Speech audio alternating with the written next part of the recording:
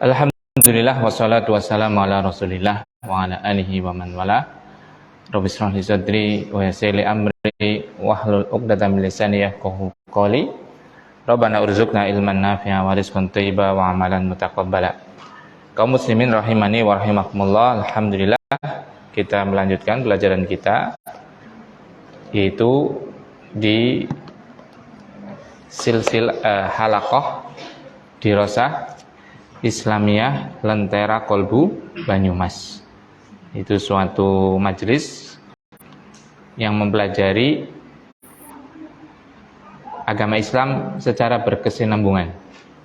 Nah, Lentera Kolbu Banyumas itu yayasan kita. Jadi kegiatan kita itu memiliki payung hukum, yaitu apa? Di bawah yayasan Lentera Kolbu Banyumas, seperti itu. Nah, jamaah rahimani wa rahimakumullah, setelah mengucapkan syukur kehadirat Allah Subhanahu wa taala, kemudian kita bersolawat kepada Nabi kita yang mulia Muhammad sallallahu alaihi wasallam. Nah, pelajaran yang akan kita pakai untuk yang pertama adalah akidah dulu. Karena akidah itu asas pokok, pondasi dasar akan amalan-amalan ibadah kita. Jadi amalan ibadah kita itu tidak akan pernah diterima kalau tidak benar akidahnya. Seperti itu. Makanya pelajaran yang paling urgent, paling penting untuk dipahami, untuk dipelajari, salah satunya adalah pelajaran ini. Itu pelajaran apa? Akidah. Nah, dan kitabnya, bukunya yang kita pakai adalah buku apa? Salah satu Al-Usul. Nah, yang ditulis oleh siapa? Syekh Muhammad Ibni Abdul Wahab Ibni Sulaiman At-Tamimi rahimahullah ta'ala. Nah, dan beliau kemarin sudah kita bahas, lahir pada tahun 1115 Hijriah dan beliau wafat tahun 1206 Hijriah. Nah, kita lanjutkan, kita membaca kitabnya seperti itu. Beliau rahimahullah taala memulai kitabnya dengan apa di situ? Bismillahirrahmanirrahim. Memulai kitabnya dengan apa? Bismillahirrahmanirrahim. Lafaz ini kalau dinamakan itu namanya lafaz apa? Kalimat apa? Basmalah. Bismillahirrahmanirrahim namanya apa? Basmalah. Kayak kalau la ilaha illallah itu namanya apa? Tahlil. Alhamdulillah tahmid. Kalimat tahmid. Kalau la ilaha illallah apa tadi? Tahlil. Kalau alhamdulillah tahmid. Allahu akbar takbir. Subhanallah namanya apa? Tasbih. Bismillahirrahmanirrahim namanya apa? Basmalah. Nah, beliau rahimahullah ta'ala memulai kitabnya dengan Bismillahirrahmanirrahim. Kita bahas sekarang makna dari bismillah ini. Subhanallah, kaum muslimin rahimani wa rahimakumullah. Kalau kita tahu itu ya, tahu betul dengan makna bismillahirrahmanirrahim,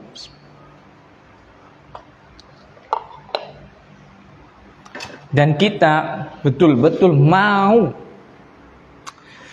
menghayati, kemudian meyakini dan mengamalkan itu basmalah itu, bismillahirrahmanirrahim, itu sudah selesai hidup kita itu.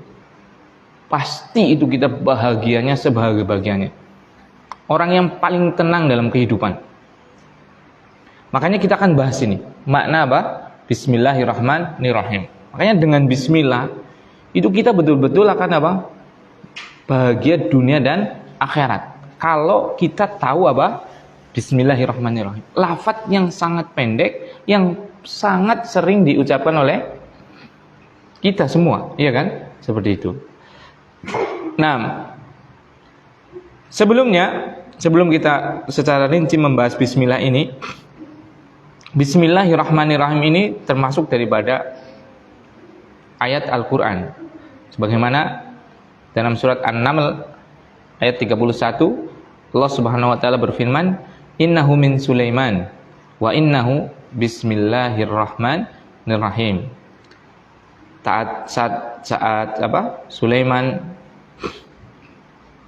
itu kan Allah berikan pada Nabi Sulaiman alaihissalam apa? Kekuasaan, kerajaan, kekayaan, ilmu dan yang lainnya, sampai beliau bisa memahami bahasa apa? Binatang, iya kan? Suatu saat kan ada burung, namanya burung apa? Hudhud, itu kan? Nggak ikut, nggak hadir gitu loh. Makanya Sulaiman itu awas loh, nanti kalau nggak hadir itu tak sembelah gitu. Tiba-tiba Hudhud ini datang. Kemudian dia menyampaikan apa? Kisahnya kenapa telat dalam rapat atau apalah itu, ada lagi perkumpulan, nggak hadir lah intinya di situ. Karena burung Hudhud ini melihat ada suatu negeri yang sangat luar biasa apa? Makmurnya, yaitu negeri Saba. Nah itu yang dipimpin oleh seorang ratu, itu kan sangat indah. Nah, singkat cerita, tapi sayang kerajaan ini menyembah kepada selain Allah Subhanahu wa taala. Makanya Nabi Sulaiman mengirim surat, memberikan surat agar apa? Mereka beribadah menyembah kepada Allah Subhanahu wa taala semata. Makanya salah satu isi suratnya itu, salah satu penggalanya itu ya, innahu min Sulaiman, sesungguhnya surat ini dari siapa? Sulaiman. Wa innahu bismillahirrahmanirrahim, sesungguhnya wa innahu bismillahirrahmanirrahim, dan sesungguhnya bismillahirrahmanirrahim. Ada lafaz bismillahirrahmanirrahim pada suratnya Sulaiman kepada Ratu Saba tadi. Nah, jadi itu. Jadi bismillahirrahmanirrahim ini termasuk dalam salah satu ayat dari ayat-ayat Al-Quran, itu dalam surat An-Nahl ayat 31. Nah, kemudian basmalah ini, bismillahirrahmanirrahim, juga termasuk apa? Ayat daripada ayat yang paling pertama di dalam Al-Quran. Karena Al-Quran itu terdiri dari 114 surat, dan surat pertama adalah surat apa? Al-Fatihah. Dan surat yang ke-114 surat An-Nas, dan surat Al-Fatihah dimulai dengan apa? Bismillahirrahmanirrahim. Dari 6.000-an ayat, Bismillahirrahmanirrahim itu dipilih jadi yang pertama.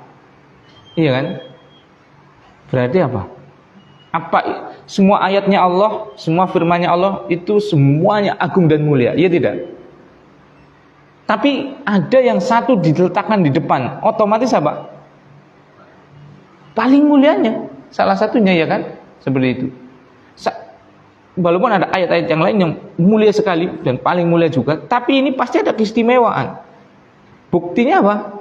Diletakkan di paling depan, seperti itu. Walaupun dalam riwayat itu domon ayat, yaitu surat ayat apa? Al-Kursi, yaitu surat Al-Baqarah, seperti itu. Tapi Bismillahirrahmanirrahim itu dipilih menjadi ayat yang pertama. Pasti kan ada rahasia, ya kan? Gak mungkin nggak ada rahasia yang mulia di balik keagungan ayat yang pertama tersebut. Nah, Bismillahirrahmanirrahim, kita preteli dulu sebelum ke maknanya, kita pahami dulu perkatanya. Jadi Bismillahirrahmanirrahim itu tersusun dari 5 kata. Bismillahirrahmanirrahim itu tersusun dari berapa? 5 kata. Yang pertama bi. Yang kedua ismi. Yang ketiga lafadz jalalah Allah, lafadz mulia Allah, lafadz agung Allah. Yang keempat Ar-Rahman. Yang kelima Ar-Rahim.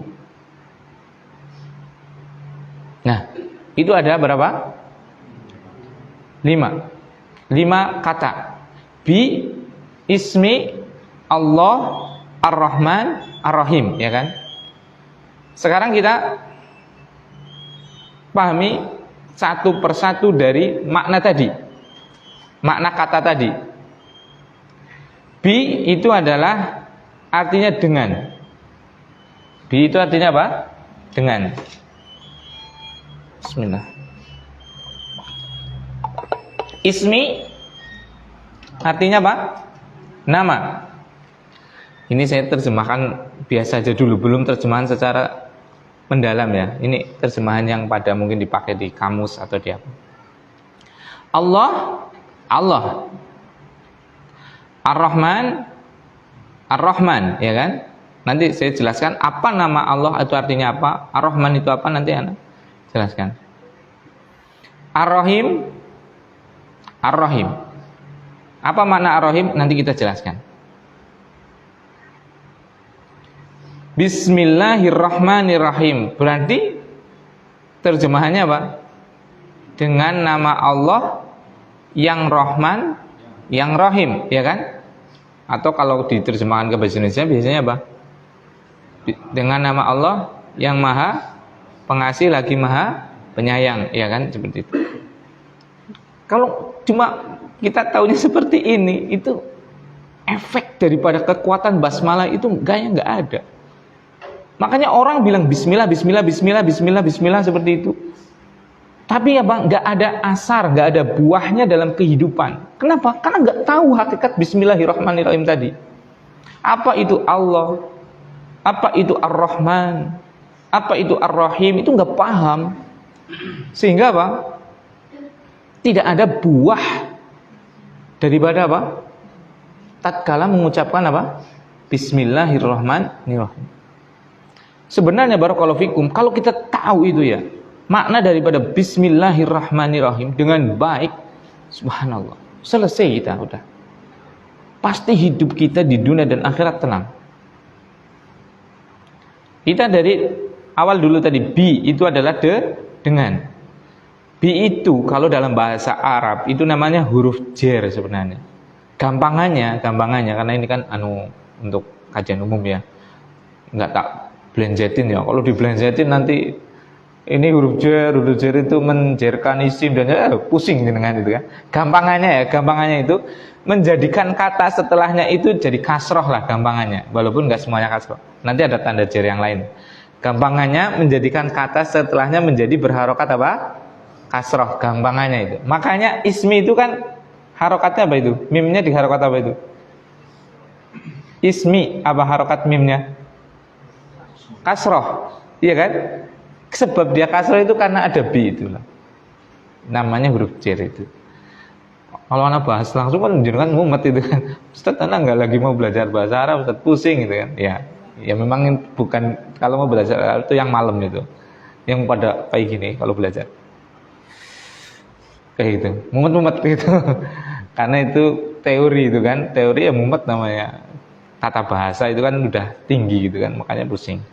Tapi kalau udah tahu hasilnya nanti masya Allah, karena bisa paham Al-Quran, paham hadis, paham kitab seperti itu. Ini kan kitabnya bahasa Arab semua. Ini bahasa Arab. Karena nulisnya rangkumannya ini udah saya tulis juga bahasa Arab, gitu kan. Seperti itu. Jadi bi di situ adalah artinya dengan, maksudnya itu bi di situ. Kalau para ulama menjelaskan bi itu untuk isti'anah, meminta pertolongan. Jadi bi itu untuk isti'anah, untuk meminta apa? Pertolongan. Berarti di sini menjelaskan bahwa kita bahwasanya apa? Bismillahirrahmanirrahim itu kita memohon pertolongan, ya kan? Apa? Ismi, dengan apa? Nama Allah yang Maha Rahman, yang Maha Rahim. Nah, seperti itu. Itu artinya, jadi bukan dengan nama Allah saja. Bukan dengan nama Allah yang Maha Rahman, yang Rahim. Tapi maksudnya, kenapa ada apa dengan nama Allah? Maksud di sini adalah dengan nama Allah kita memohon pertolongan. Kita isti'anah. Jadi di sini boleh kita beristi'anah dengan nama-nama siapa? Allah Subhanahu wa taala. Boleh. Misalnya ya Razzaq urzukna, ya Al-Ghaffar ighfir lana, wahai yang memberi rizki, berikanlah kami rizki, wahai yang maha pengampun, ampunilah kami. Itu boleh. Itu kan isti'anah kan? Isti'anah dengan apa? Nama-nama Allah Subhanahu wa taala. Jadi pembukaan ayat dalam Al-Qur'an dimulai dengan apa? Nama Allah yang tujuannya untuk apa? Kita meminta pertolongan. Bismillahirrahmanirrahim. Dengan nama Allah kita mohon pertolongan. Nah, seperti itu kan? Kita memohon pertolongan dengan nama Allah. Nah, seperti itu. Nah, jadi boleh kita apa? Tawasul dengan apa? Nama-nama Allah Subhanahu wa taala. Sebagaimana boleh kita tawasul dengan apa? Amal soleh. Sebagaimana kita boleh tawasul dengan apa? Orang soleh yang masih hidup, yang ada, yang betul-betul soleh, itu boleh. Seperti para sahabat tawasul dengan Rasulullah SAW tatkala masih hidup, datang ke Rasulullah SAW meminta untuk didoakan, seperti itu boleh. Tapi tatkala beliau wafat, maka para sahabat meminta kepada sahabat-sahabat senior seperti Umar radhiyallahu taala anhu tatkala memimpin jadi khalifah kedua, terjadi masa paceklik yang luar biasa, beliau datang ke pamannya Rasul sallallahu alaihi wasallam yaitu Abbas dan meminta didoakan, tawasul dengan Abbas. Boleh tawasul dengan apa? Orang soleh yang masih hidup, silakan. Nah, Bismillahirrahmanirrahim. Dengan nama Allah yang Maha Ar-Rahman, yang Maha Ar-Rahim. Sekarang ismi tadi nama, ya sudah, nama ya sudah maklum lah ya, sudah tahu semua nama itu kan. Kemudian nama Allah, ada nama Allah di situ, iya kan? Yang mana itu adalah apa? Allah itu apa? Tuhan kita kan? Tuhan kita namanya apa? Salah satu namanya adalah apa? Allah, ya kan? Barakallahu fikum. Mas Arif punya putra? Belum? Apa masih bujang? Oh, Masya Allah, cepet nikah ya. Pak Tahyat punya putra atau putri? Salah satu namanya siapa? Siapa? Apa arti rijal? Laki-laki. Pak Tahyat memiliki putra, salah satu namanya dari rijal, yang artinya adalah laki-laki, agar dia betul-betul menjadi punya rujulah, sifat kesatria, betul-betul laki-laki, begitu ya. Ada maknanya kan? Dengan siapa mas namanya? Mas Ahmad punya anak, namanya siapa? Mufidah. Apa arti Mufidah? Dengan ngasih nama sendiri kok.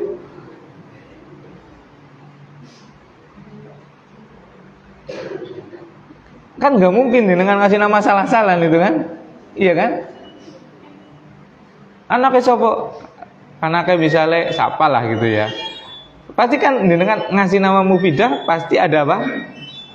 Ada artinya kan? Apa artinya masih ingat nggak? Anaknya dewek lalen kepriwe.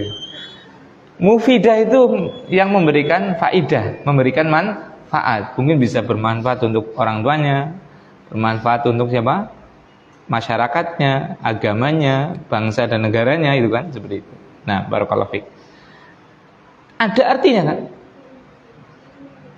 Enggak tak tanya lagi Mas Ahmad, tenang. Anaknya dewek orang ngerti artinya, mau malah anak tetangganya kan lebih orang ngerti kan seperti itu. Seperti itu. Kita menamai putra putri kita saja ada namanya, ada artinya, iya kan? Kayaknya hampir nggak ada lah orang yang memberikan nama asal-asalan. Mungkin ada lah zaman nenek-nenek kita itu dulu, yang karena apa? Lagi repot banget lah ya, perjuangan kan dulu kan, mikirin nyawa itu kan, udah brojol lah, sih tetang reba lah.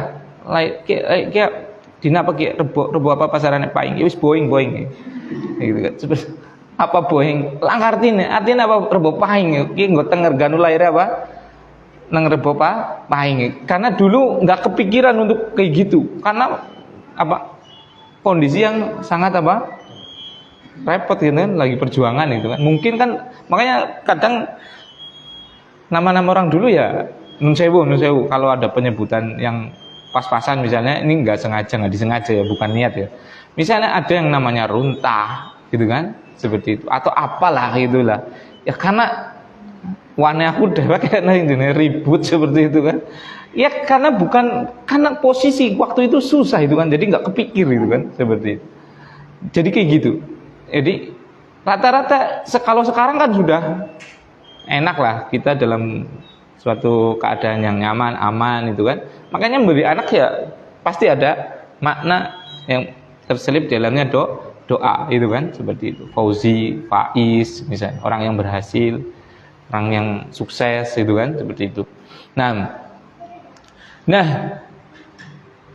makhluk saja kalau namanya asal-asalan itu nggak baik, ya kan? Nama yang nggak sempurna lah, dalam artian masa nama Langkartine kan seperti itu kan. Sekarang coba, masa nama Allah itu nggak ada artinya? Lafat Allah maksud saya, masa nggak ada artinya? Kan nggak mungkin, ya tidak? Lafat Allah berarti ada artinya tidak? Pasti ada lah. Kalau nggak ada aib, dan Allah tidak mungkin ada sedikit pun aib pada nama dan sifatnya Allah, pasti semuanya baik, iya kan? Permasalahannya Pak sinten nggih? Bang Yono, asmane Allah niku artinya nopo? Lafaz Allah itu artinya apa? Ada yang tahu? Pak Tahyat? Penguasa, kurang tepat. Jadi lafaz Allah secara bahasa artinya itu, nah ini Masya Allah, coba jenengan sekali-kali ngecek ya. Bukan untuk apa, bukan untuk merendahkan orang atau apa. Maksudnya ini sekarang kondisi kaum muslimin itu dengan agamanya itu betapa jauhnya itu loh. Namanya Robnya sendiri, namanya Tuhannya sendiri aja apa? Bisa tidak tahu apa? Artinya. Coba dicek anak-anak itu. Anak-anak yang sudah SMA, apa yang lagi S1 lah, tanya coba, siapa Tuhannya? Insya Allah bisa jawab, Allah. Apa arti Allah? Belum tentu itu. Mungkin dari 1000 bisa jadi yang bisa benar cuma 5 mungkin. Coba, kita dalam keadaan apa?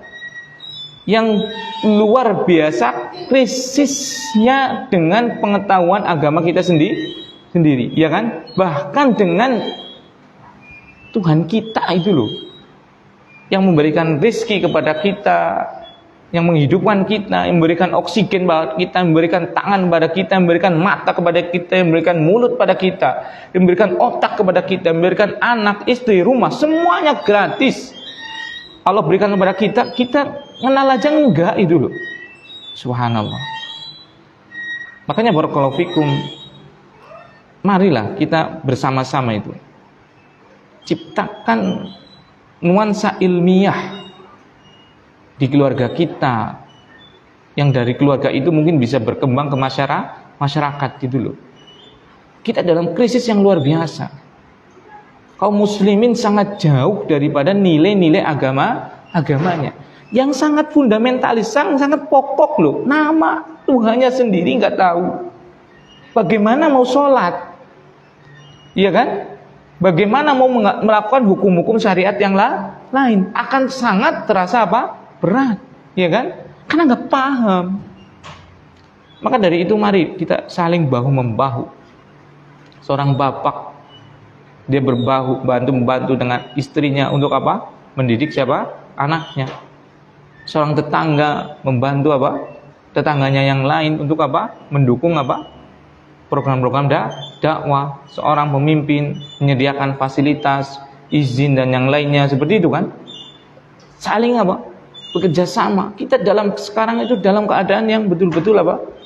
Umat itu jauh sekali dari agamanya, jauh dari pemahaman dengan agamanya, seperti itu.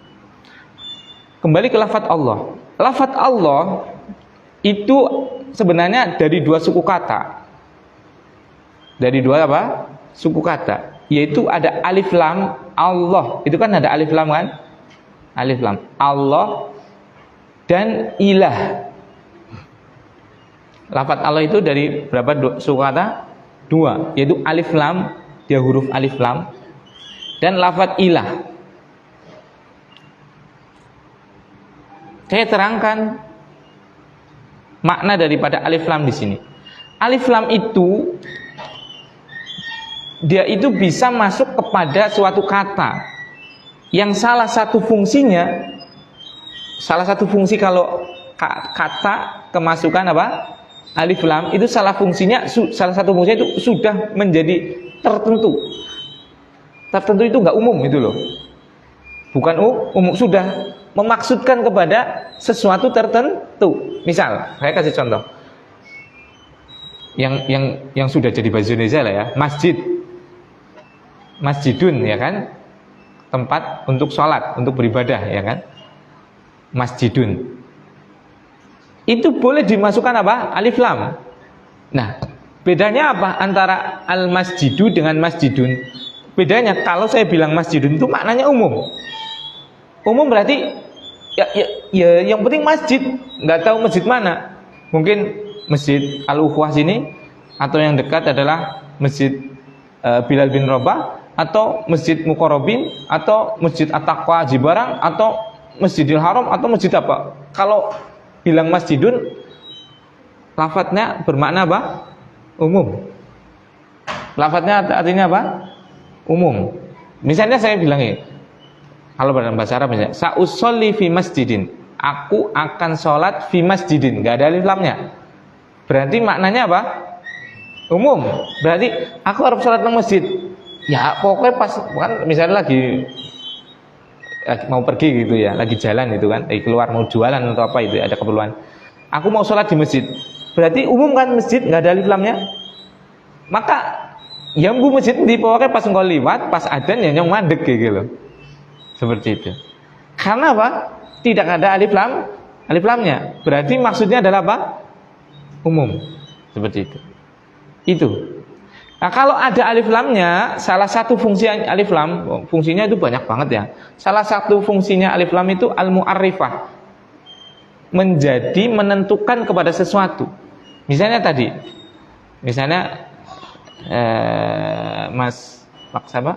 Pak Rasito kan dari Dharma. Misalnya jam 11 anak keperluan maring Banjarsari ya, misal. Berarti pun di Pak Banjarsari lah ngono. Lha ora salat sih. Sa'usolli fil masjid. Aku harus salat fil masjid, al masjid, fi al masjid. Ada alif lamnya. Berarti beliau ini Pak Rasito mau salat di masjid, masjidnya ada alif lamnya kan? Berarti sudah menentukan sebenarnya.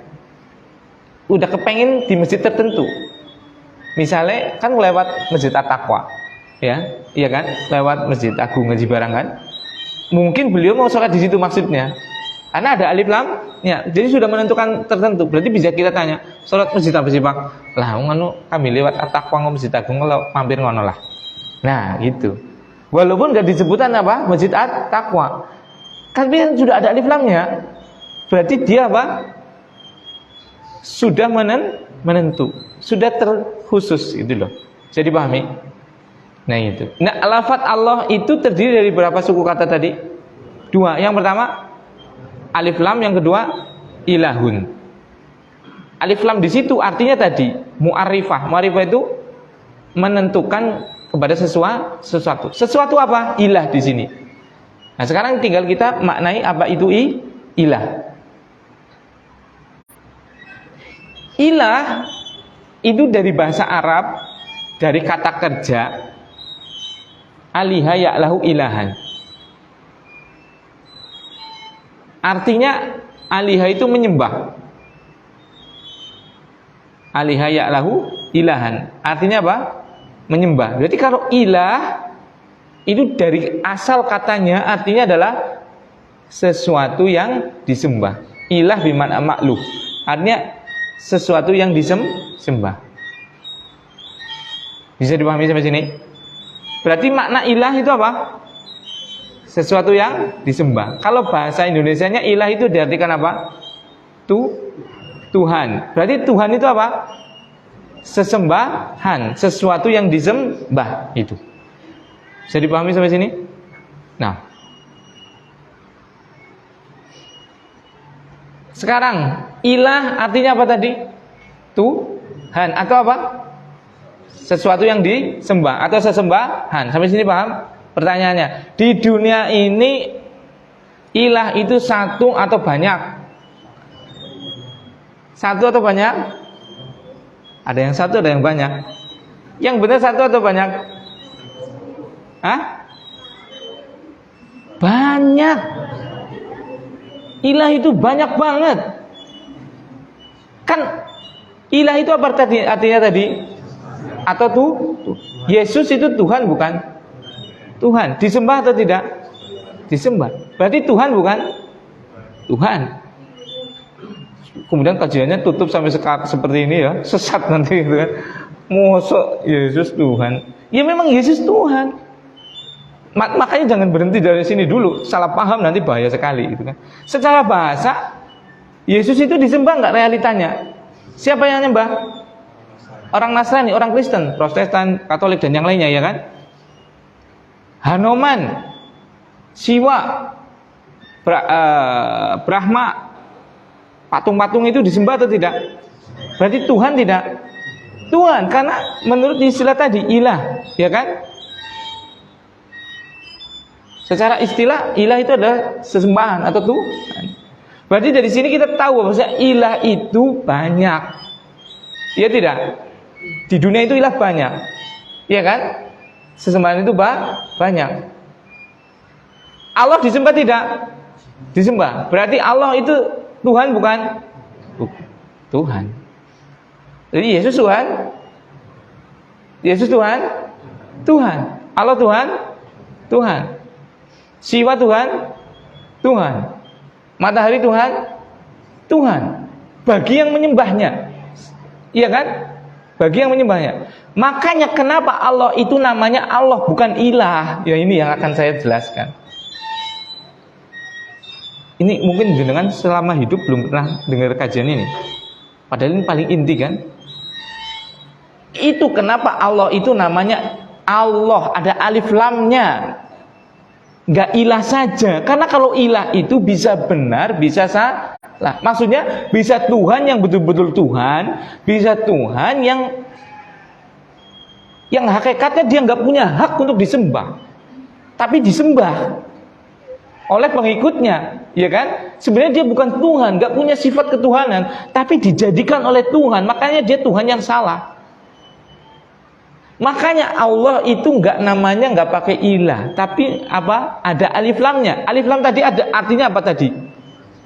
Sesuatu yang khusus, mengkhususkan kan? Maksudnya mengkhususkan apa? Allah itu satu-satunya Tuhan yang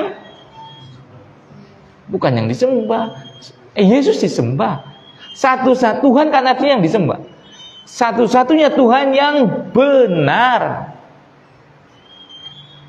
Tuhan itu artinya apa tadi? Yang disembah. Berarti Allah itu satu-satunya zat yang disembah yang benar. Kalau ilah Tuhan selain Allah, ada yang nyembah tidak? Ada, yaitu penganutnya. Tapi itu Tuhan yang salah, sesembahan yang salah. Saya ulangi, karena ini paling urgent. Lafaz Allah itu terdiri dari dua suku kata. Yang pertama adalah apa? Alif lam. Alif lam di sini, karena fungsinya banyak ya. Alif lam pada lafaz Allah itu mu'arrifah, memberikan makna khusus tertentu. Sampai di sini, paham? Dan suku kata yang kedua adalah ilah. Ilah itu dari bahasa Arab yang artinya sesuatu yang disembah atau Tuhan, ya kan? Karena Tuhan kan disembah kan? Ilah itu umum atau khusus? Umum, nggak ada alif lamnya. Iya kan? Kalau ada alif lamnya dari umum, dari khusus ya kan? Ilah itu umum, berarti setiap yang disembah namanya apa? Ilah, namanya Tuhan, namanya sesembahan. Sampai sini paham? Yang disembah di muka bumi banyak atau sedikit? Banyak banget. Contohnya siapa? Yesus. Contohnya siapa? Isa, Siwa, Brahma, matahari, Nyai Loro Kidul, Brahma, apa? Yang di Gunung Lawu itu, Majapahit yang kelima siapa namanya itu? Lupa saya. Siapa namanya? Brawijaya. Brawijaya 5 itu kan dimakamkan di sana itu. Murca katanya sih, nggak tahu makam atau murca kalau mereka. Itu kan disembah-sembah juga kan. Dan yang lainnya kan banyak. Berarti dia Tuhan atau tidak? Tuhan, karena disembah. Tapi Allah itu dari ilah, tapi kemasukan apa? Alif lam. Ya kan, ada alif lamnya kan? Berarti di sini barakallahu fikum maknanya menjadi khusus, yaitu apa? Kan sesembahan, ilah kan sesembahan atau Tuhan. Ada alif lam yang menjadi khusus, berarti maksudnya apa? Sesembahan yang berhak disembah dengan benar. Berarti yang lain sesembahan yang salah. Dia itu nggak hak disembah sebenarnya, salahnya yang nyembah itu loh. Bisa dipahami? Nah seperti itu.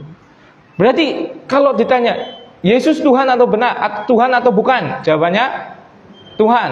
Tapi Tuhan yang salah, yang nggak berhak. Wong Yesus sendiri mengatakan saya bukan Tuhan. Tuhan itu hanya Esa, itu Allah yang di sana. Cari itu di dalam Injil, itu ada itu.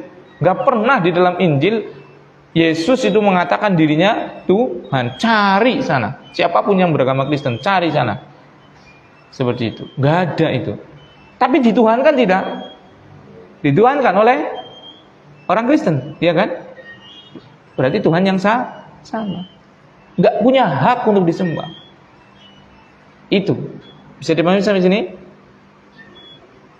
Silakan bertanya, nggak apa-apa. Mau ada yang salah paham, karena ini penting. Silakan. Kan ini ilah artinya sesembahan, iya kan? Atau Tuhan, atau zat yang disembah. Tapi ilah itu kan nggak ada alif lamnya. Berarti umum. Pokoknya semua yang disembah namanya apa? Tuhan. Namanya ilah. Sampai di sini paham? Allah berarti disembah tidak? Sembah, semua orang muslim nyembah Allah, ya kan? Tapi Allah itu namanya ilah atau Allah? Allah. Ada apanya? Alif lamnya. Nah, sampai di sini bisa dipahami? Alif lam di situ memberikan makna apa? Khusus. Khusus apa di situ? Maksudnya khusus yang benar. Nah, itu cara maknanya. Berarti Allah itu adalah ilah yang khusus benar disembah. Selainnya disembah tapi salah. Nggak punya hak untuk disembah sebenarnya. Seperti itu. Bisa dipahami sampai sini? Itu nama Allah berarti artinya apa? Zat yang berhak disembah, ya kan? Yang berhak, yang betul-betul benar. Kalau disembah itu benar, nggak salah, ya kan? Karena ilah itu tadi yang disembah, ada alif lamnya, berarti yang benar disembah. Berarti artinya apa? Allah itu zat yang betul-betul benar untuk disembah, untuk dijadikan Tuhan. Berarti siapapun yang mengambil Tuhan selain Allah, siapapun yang mengambil Tuhan selain Allah berarti apa? Salah, tersesat dia. Naudzubillah, tsumma naudzubillah. Saya dipahami sampai sini?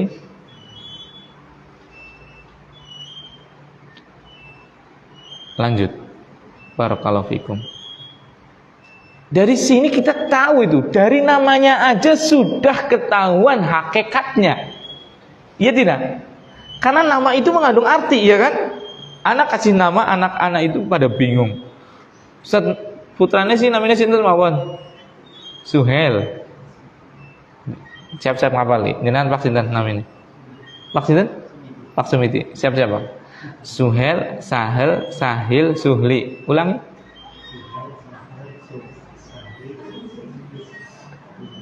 Lupa, bingung kan? Apa maning jenengan sing kudu bapake ya. Kula sing bapake bareng ketuker kok. Suhel, Sahel, Sahil, Suhli. Karena semuanya dari satu kata yaitu sahula, mudah.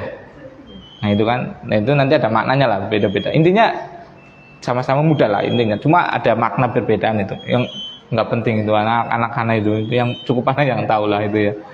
Kalau mau ngaji ya ngaji di rumah itu. Ya ngaji Allah ini jauh lebih penting gitu kan. Itu aja ada maknanya kan? Ada maknanya kan? Nah ini lafaz Allah pasti jauh lebih penting untuk kita ketahui apa? Maknanya. Dari maknanya sudah ketahuan itu kan? Oh berarti orang tuanya ini mengharapkan agar anaknya gampang kabeh, ya kan? Karena dari suku kata tadi sahula itu kan mudah. Cuma dipecah-pecahan atau kotak-atik gitu.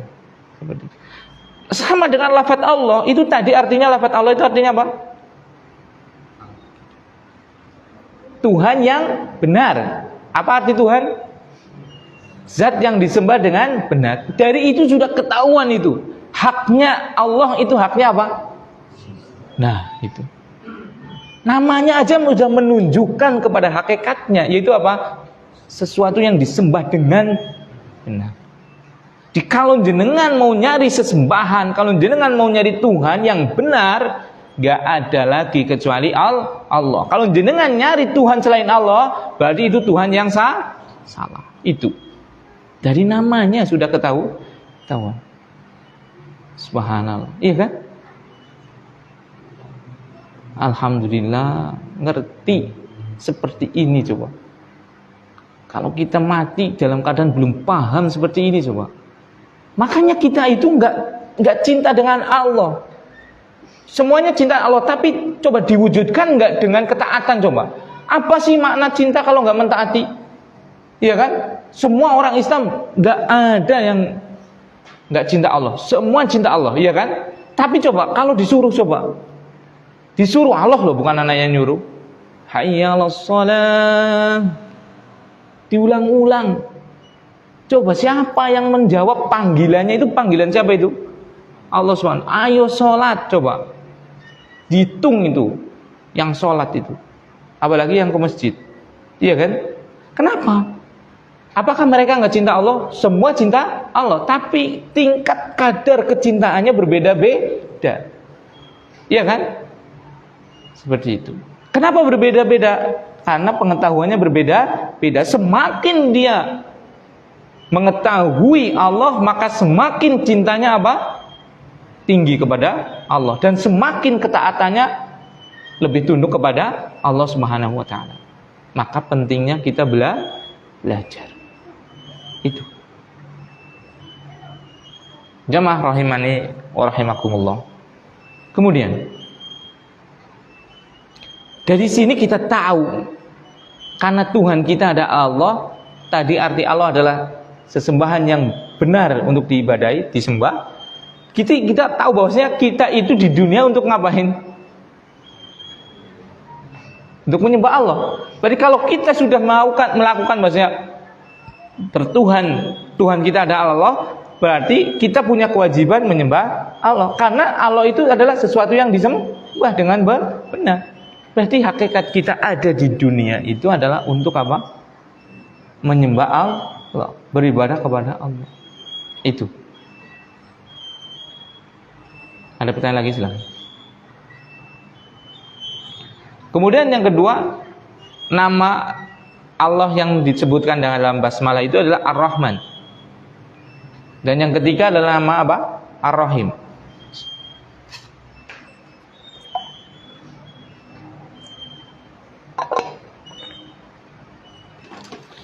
Salah satu keunikan dari bahasa Arab itu 90% lebih ya.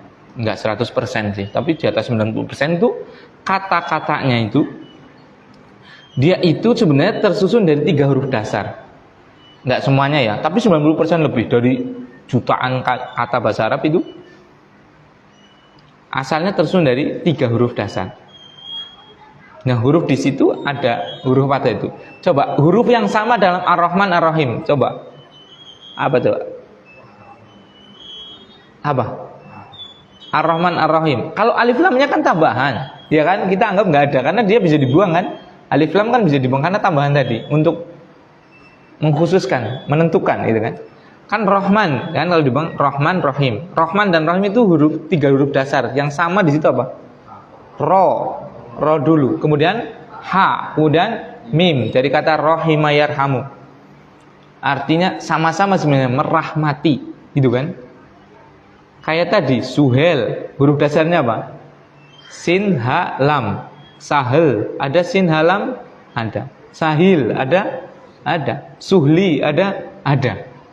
Itu ajaibnya bahasa Arab itu seperti itu. Jadi hurufnya itu huruf itu aja. Cuma bisa dipecah, kemudian dibentuk dengan kata yang lain yang unsur maknanya sama, tetapi lebih berbeda sedikit. Ada kemengkhususan di mana apa itu. Kayak Ar-Rahman, Ar-Rahim itu sama-sama dari ro, hi, ha, mim. Ro, ha, dan mim, rohima. Yang artinya adalah memberikan rahmat. Itu. Makanya, apa itu Ar-Rahman? Apa itu Ar-Rahim? Ar-Rahman, para ulama seperti Syekh Muhammad Ibn Shalih Al-Utsaimin rahimahullah ta'ala mengatakan Ar-Rahman itu adalah Dzur-Rahmah Al-Wasi'ah.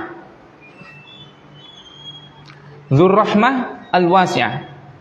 Pemilik rahmat yang sangat luas. Pemilik apa? Rahmat, kasih sayang. Rizki dan semuanya kan termasuk kasih sayang. Pemilik rahmat yang sangat luas. Berarti rahmatnya Allah Subhanahu wa ta'ala itu begitu luas sekali. Luar biasa luasnya. Kalau Ar-Rahim itu beliau melanjutkan, Syekh Muhammad Ibn Shalih Al-Utsaimin itu mengajukan Ar-Rahim itu Dzur-Rahmah Al-Wasilah. Pemilik rahmat, ya karena tadi kan jadi kata sama kan, Rahimah kan. Pemilik rahmat Al-Wasilah yang enggak terputus. Pemilik rahmat Al-Wasilah yang tidak terputus. Ar-Rahman Dzur-Rahmah Al-Wasiyah, pemilik kasih sayang yang sangat luas. Ar-Rahim Dzur-Rahmah Al-Wasilah, pemilik kasih sayang yang tidak pernah terputus. 6.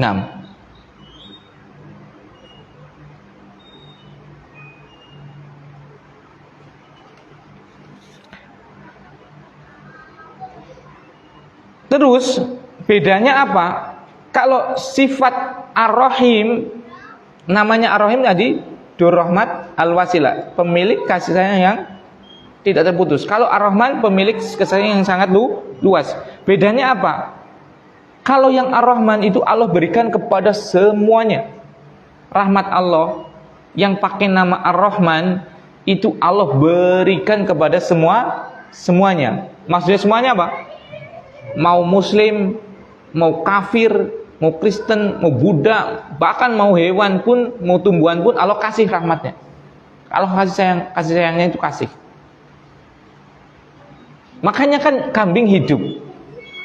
Kambing makan apa? Rumputnya siapa? Allah Subhanahu wa ta'ala. Yang menumbuhkan rumput itu kan Allah. Iya kan? Seperti itu. Orang Islam makan apa? Yang di Indonesia lah. Nasi. Ya, karena kalau dia luar kan roti itu ya. Orang Islam di sini di Aji Barang makannya apa? Roti. Orang Kristen Aji Barang makan apa? Makan nasi. Orang Kristen di Aji Barang makan apa? Nasi juga. Nasinya siapa? Allah. Kan yang menumbuhkan padi itu siapa? Allah. Orang Muslim punya rumah. Orang Kristen dikasih rumah? Dikasih. Orang Muslim punya mata. Orang Kristen dikasih mata? Kasih mata. Orang Muslim punya anak, orang Kristen kasih anak? Kasih anak. Iya kan? Karena apa? Karena Allah itu adalah Ar-Rahman, Maha Pengasih yang kasih sayangnya sangat luas. Makanya untuk ini catatan, untuk kasih sayang yang duniawi Allah itu berikan kepada semuanya, tidak pandang bulu sama sekali. Sifat duniawi, kenikmatan duniawi. Contohnya apa? Anak, istri, rumah, kesehatan, ya kan? Toko, sawah, ternak, semua ini adalah apa? Nikmat duniawi. Yang ini barakallahu fikum itu diberikan oleh Allah kepada siapa? Siapapun, nggak pandang bulu. Makanya di sini terjawab. Dene kalau wong Kristen sugih yo. Ora tuh salat, ora tuh apa, dene tokone malah gede. Kan seperti itu kan? Ini jawabannya. Kenapa? Karena Allah itu salah satu namanya adalah apa? Ar-Rahman. Apa arti Rahman?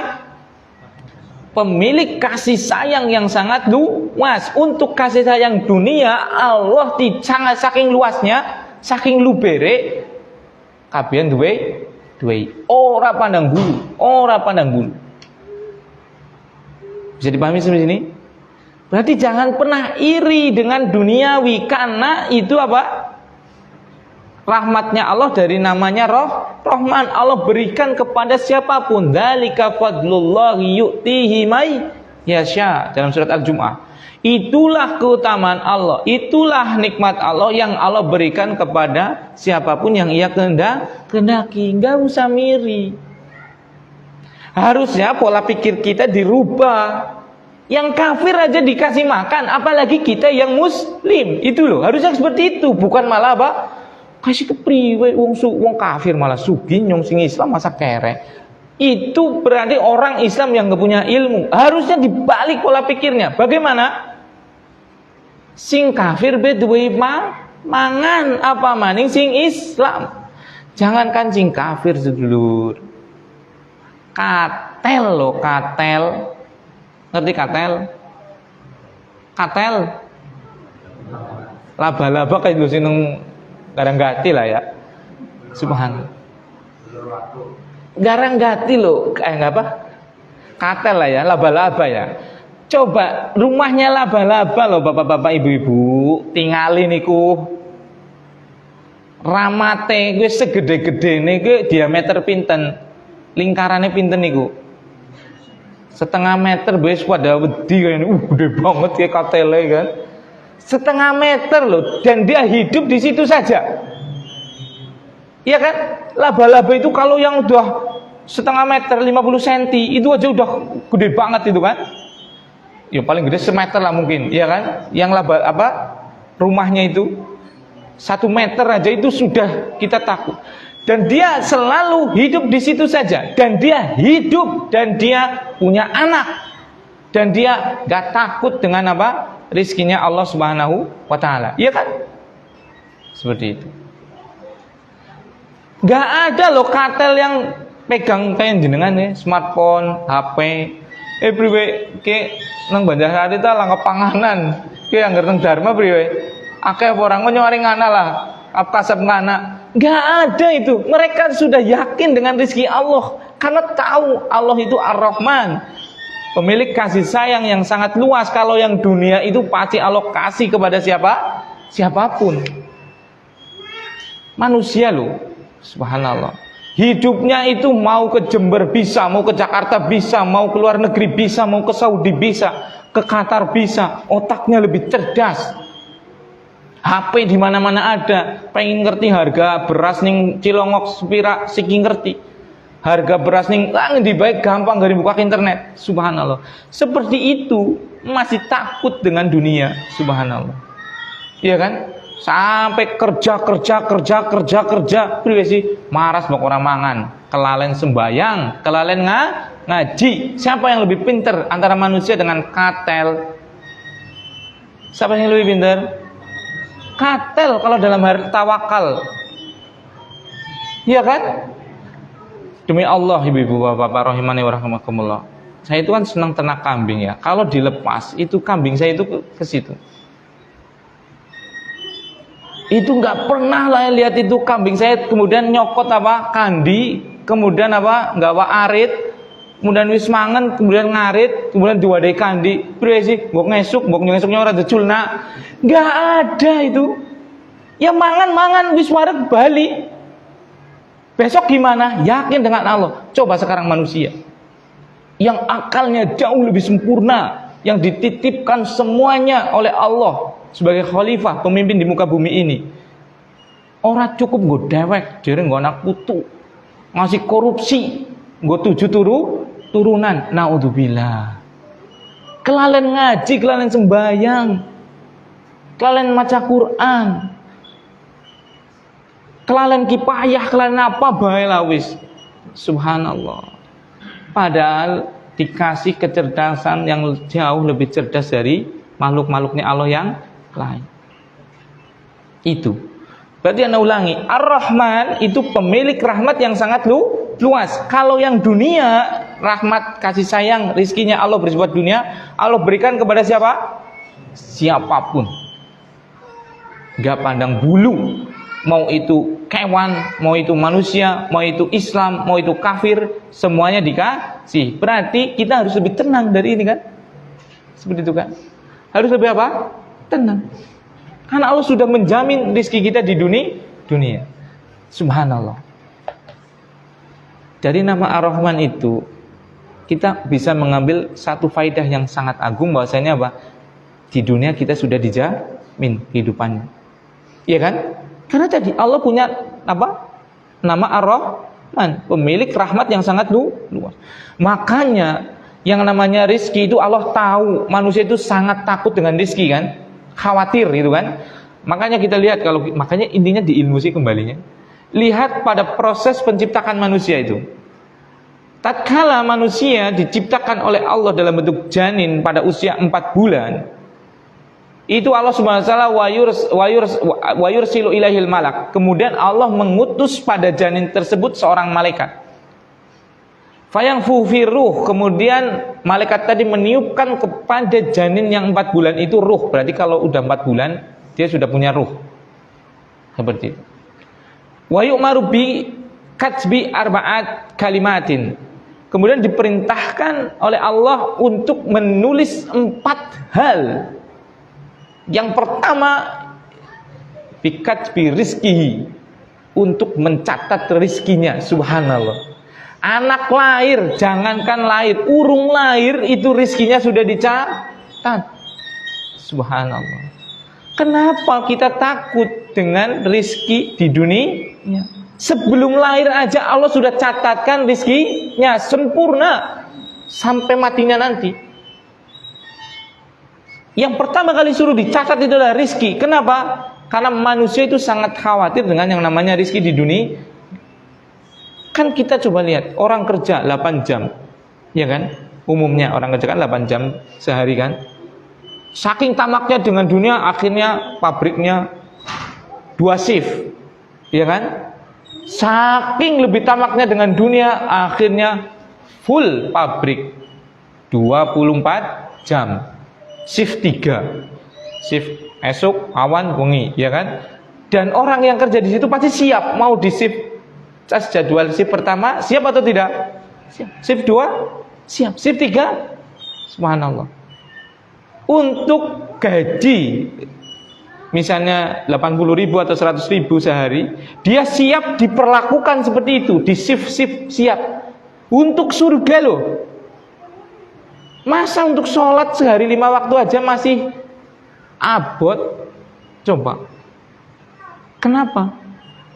Ya karena tadi kurangnya ilmu. Itu loh.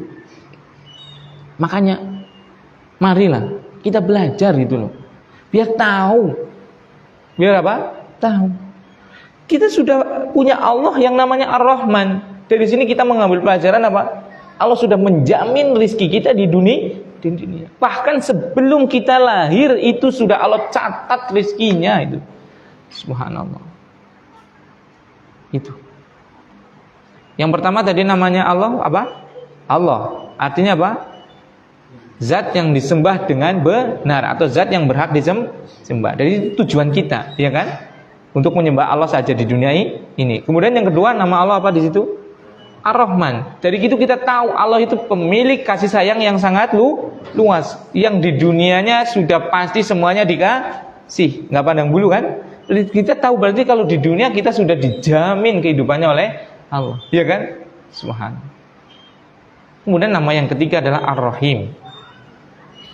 Ar-Rahim tadi adalah Durrahma al-Wasilah, pemilik kasih sayang yang tidak terputus. Makanya kita semua di dunia ini memiliki batas, ya kan? Batas apa? Hidup, ya kan? Setelahnya kita mati. Kullu nafsin dha'iqatul maut. Setiap jiwa pasti akan merasakan yang namanya apa? Kematian. Masalahnya setelah mati itu kita masih dapat rahmatnya Allah enggak? Nah itu. Makanya kita lihat Allah Subhanahu wa taala berfirman dalam surat wa kana bil mu'minina rahima. Dan dia Allah Subhanahu wa taala dalam surat Al-Ahzab ayat 94. Wa kana bil mu'minina rahima. Dan dia Allah Subhanahu wa taala itu dengan orang yang beriman rahim. Nah sekarang coba Allah mensifati dirinya dengan nama Rahim. Tadi Rahim apa? Memiliki kasih sayang yang tidak terputus. Ini untuk siapa? Khusus untuk orang beriman. Surat Al-Ahzab ayat 93. Surat Al-Ahzab ayat 93. Nah, wa kana bil mu'minina rahima. Dan Allah terhadap orang-orang yang beriman itu Rahim. Apa Rahim tadi? Pemilik kasih sayang yang tidak terputus. Subhanallah. Kenapa? Karena ini kaum muslimin dan muslimat. Karena orang di dunia itu, nikmatnya Allah yang dunia itu, tatkala mati selesai, iya kan? Coba ada nggak yang dia bisa setelah mati masih bisa minum kopi? Ada nggak? Nggak ada. Ya nggak usah nyajenin kopi lah. Orang-orang gedang dinum kok. Karena kadang ada orang yang masih nyajenin kok kopi. Nggak usah apa. Wis mati masa isteng ngopi. Ada yang nyajenin dawegan, ada yang nyajenin apa? Jisamsu dan yang lainnya kan. Nggak akan bermanfaat. Orang sudah mati nggak bisa minum, nggak bisa ngerokok, nggak bisa makan, nggak bisa apapun. Nggak ada rahmatnya lagi itu. Kecuali bagi orang yang tetap beriman, itu ada rahmat masih. Berarti orang kafir sekaya apapun kalau mati sudah selesai, nggak dapat kasih sayangnya Allah lagi. Semua hartanya ditinggalkan, tinggal yang didapatkan adalah apa? Azab. Sebelum ke neraka dia mendapat azab kubur. Makanya kita baca itu dalam hadis Bara' Ibn Azib. Kalau ada orang yang meninggal, ini singkatnya ya, seperti itu ya. Seperti itu nanti ditanya oleh malaikat, man rabbuk wa madinuk wa manabiyuk. Siapa Tuhanmu, siapa apa agamamu, siapa nabimu. Kalau orang muslim kan bisa menjawab itu ya. Maka kalau bisa menjawab ini, diangkat ruhnya ke langit, kemudian diperebutkan oleh malaikat, dipakai minyak wangi dan yang lainnya, baju yang sangat bagus, kemudian dikembalikan ke bumi, kemudian diberikan teman berupa amal solehnya yang sangat ganteng rupawan, kemudian apa? Dibukakan pintu, dilapangkan kuburannya, bukan kuburan itu kuburannya, alam barzahnya itu ya, alam barzahnya, alam kubur dia. Alam kubur itu beda dengan kuburan ya. Kuburan itu tempat jasad.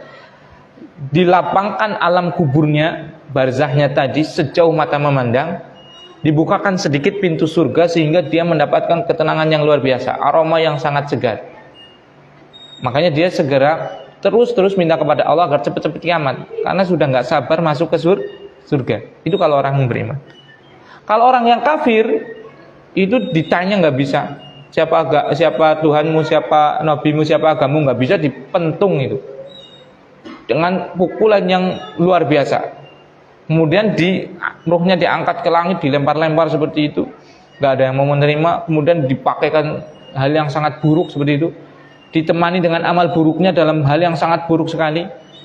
Kemudian dihimpitkan alam kuburnya, bukan kuburannya, tapi bisa juga alam kubur bisa juga nanti menimpa pada jasadnya, bisa dihimpitkan alam kuburnya, barzahnya tadi sehimpit-himpitnya sampai dalam hadis itu remuk tulang-tulang. Kemudian dibukakan celah daripada neraka sehingga dalam keadaan yang sangat tersiksa seperti ini dia minta apa? Jangan disegerakan kiamat. Maksudnya kiamat ditundalah. Padahal dia lagi sengsara banget loh. Karena apa? Neraka lebih perih gitu. Padahal kalau kita lihat ya, Rasulullah SAW itu 1400 tahun yang silam kan. Kalau hidup beliau kan cuma 63 tahun. Coba bandingkan antara hidup beliau dengan sekarang beliau wafat. Berapa puluh kali lipat? Ribuan tahun kan bedanya kan? Ya kalau kayak Rasulullah dapat nikmat kubur yang enak seperti itu. Naudzubillah. Kalau kayak Fir'aun udah berapa ribu tahun itu digempet dan di setiap pagi dan sore ditampakkan neraka. Naudzubillah. Kenapa Rasulullah mendapatkan nikmat seperti ini? Karena beliau orang yang beriman. Kenapa Fir'aun, Abu Jahal dan yang lain mendapatkan azab seperti ini? Karena sudah tidak ada rahmatnya Allah SWT bagi dia. Tidak ada. Fir'aun dulu punya kekuasaan yang luar biasa. Jangankan mau menguasai, mau membunuh orang itu semaunya dia. Sini kamu bunuh, pleng, udah. Ya kamu bebas, ya bebas. Kamu mati, sini tak matiin. Sekuasanya itu Fir'aun itu. Kekuasaannya luar biasa. Tapi sekarang coba, karena dia kafir kepada Allah, akhirnya apa? Mendapatkan seperti itu. Dan itu sampai apa? Sampai kapan? Sampai nggak ada batasnya, kekal. Iya kan? Kan akhirat kekal atau berbatas? Kekal. Naudzubillah. Rasulullah SAW sengsara beliau. Tatkala ke Taif beliau dilempari batu. Tatkala lagi sholat, lagi sujud dilempari dengan kotoran isi perut onta oleh musyrikin Quraisy. Tatkala perang Uhud beliau apa? Pipinya itu kemasukan apa? Itu baju perang, pecahan baju perang helmnya itu masuk ke pipi. Yang nyabut besinya itu siapa ya? Nah lupa. Yang nyabut aja, yang nyabut loh ini loh. Yang nyabut itu giginya sampai copot.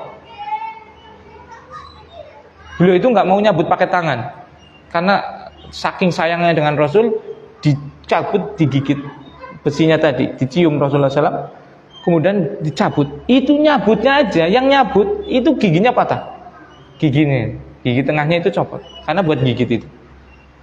Berarti nancepnya luar biasa, tajamnya luar biasa dalamnya itu kan. Yang nyabut aja giginya sampai copot itu, coba. Subhanallah. Itu Rasulullah kan sengsara seperti itu kan.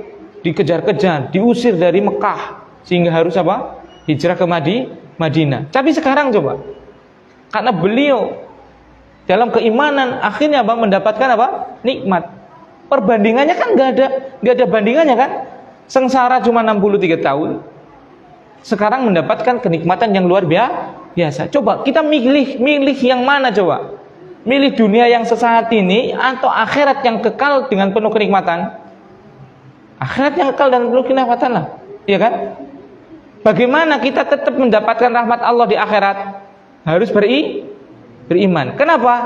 Karena Allah mensifati untuk nikmat yang tidak terputus itu dengan apa? Wa kana bil mu'minina rahima.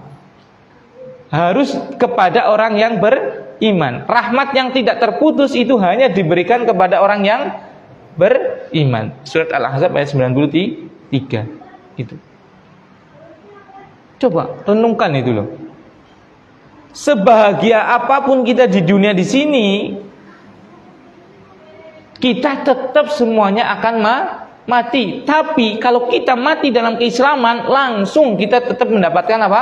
Rahmatnya Allah berupa apa? Nikmat kubur. Sebelum kita kelak dimasukkan ke surga. Apa sifat surga?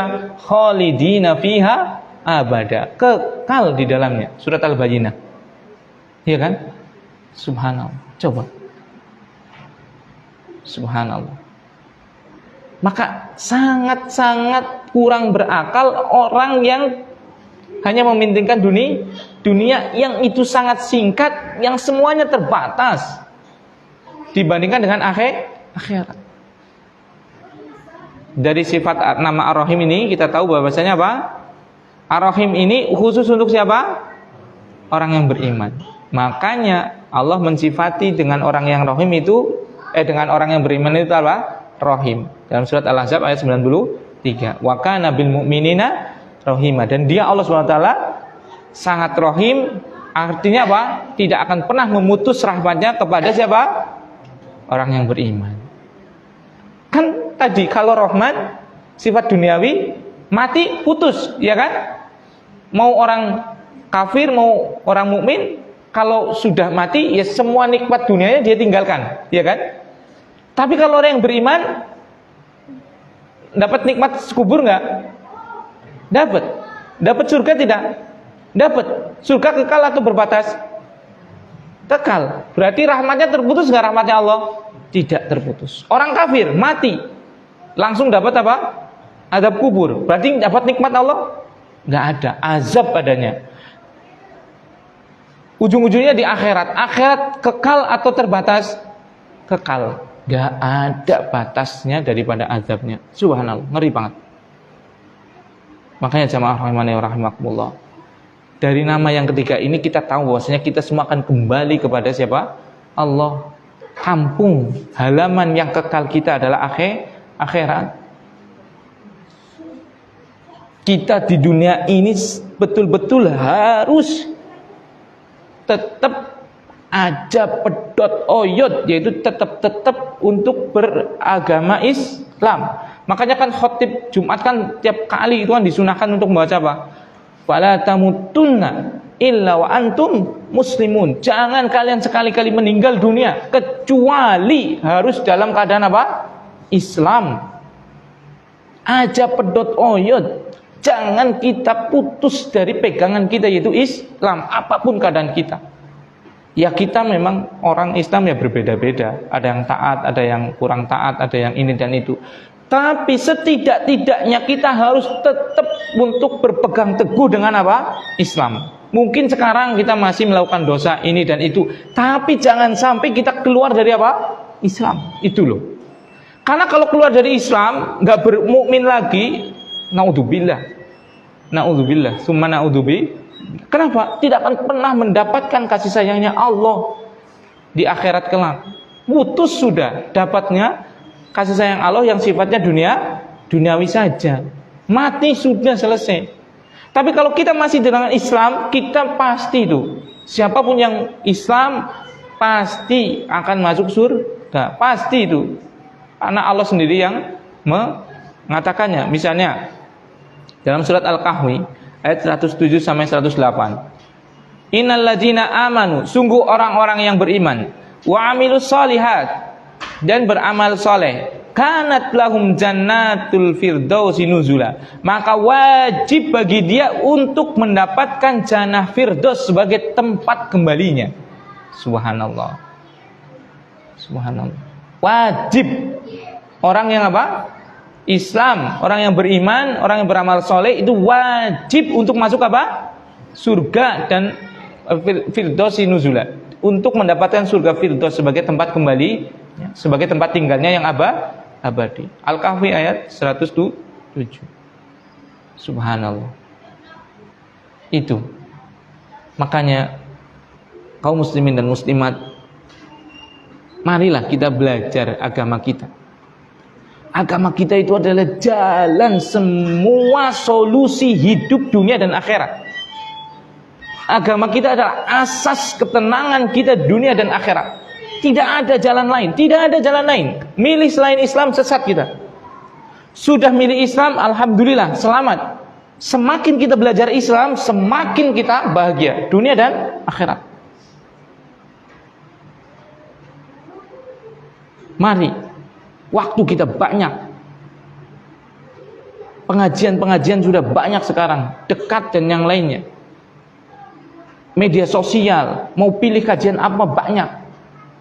Tapi dengan syarat, coba kajian-kajian itu yang ilmiah, yang berdasarkan Al-Quran, yang berdasarkan hadis, yang disampaikan adalah ayat Al-Quran, yang disampaikan adalah hadis Nabi SAW dengan penjelasan para ulama. Seperti itu. Jangan yang ngaji isinya cerita apa? Politik ya betul bagian daripada siasat syariah, bagian daripada siasat. Tapi ya ada yang lebih urgent dari itu, yaitu apa? Tauhid, ya kan? Akidah. Ya itu benar, kita nggak menafikan politik itu bagian daripada apa? Syariat Islam. Tapi kan semua syariat itu dibangun di atas apa? Akidah, ya kan? Semua bangunan syariat itu dibangun di atas akidah yang benar, yang seperti yang kita baca bareng-bareng ini. Coba dengan bismillah aja kita sudah tahu itu. Betapa tenangnya hidup kita kan? Kita hidup untuk beribadah kepada Allah. Karena Allah namanya Allah. Sesembahan yang benar untuk disembah. Tuhan yang benar untuk disembah. Kita hidup sudah dijamin. Kenapa? Karena Allah punya nikmat apa? Punya nama apa? Ar-Rahman. Yang artinya apa? Pemilik kasih sayang yang sangat luas.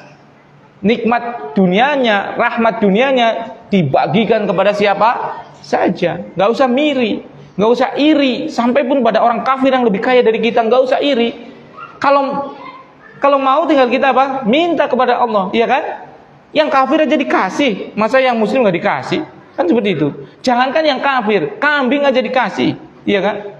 Tumbuhan aja hidup, ikan di lautan aja yang gak ada yang ngasih makan aja hidup, malah banyak. Seperti itu. Dengan Ar-Rahim kita tahu kita itu akan semuanya akan kembali kemana? Akhirat. Dan akhirat itu kekal. Dan yang mendapatkan rahmat Allah yang tidak terputus di akhirat itu hanya siapa?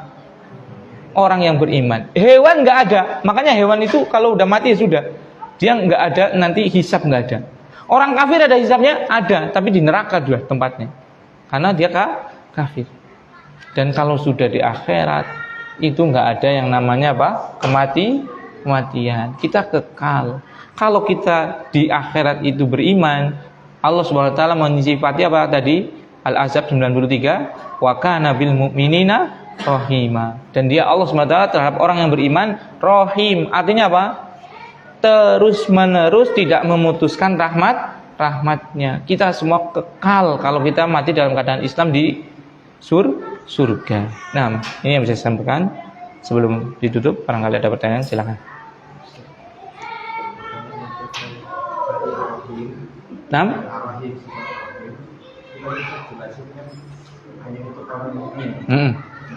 apakah muslim itu termasuk bagian mukmin atau berbeda? Ya kalau disebutkan mutlak itu sama.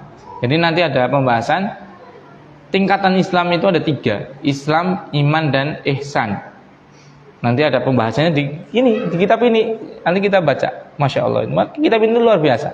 Buku ini luar biasa. Seperti itu. Salah satunya kalau disebutkan sendiri maka itu sudah mencakup. Ya. Disebutkan wa kana bil mu'minina rahima. Ini kan penyebutan mukmin sendirian tanpa muslim. Berarti kalau sini masuk berarti itu adalah muradif, sinonim, persamaan kata. Seperti itu. Muslim ya mukmin ya muslim. Tapi kalau disebutkan berbarengan itu yang nanti maknanya berbeda. Mukmin itu lebih tinggi dari muslim. Dan paling tingginya adalah muhsin, orang yang ihsan. Dan itu akan kita bahas insyaallah. Surat Al-Ahzab 93 coba dibuka.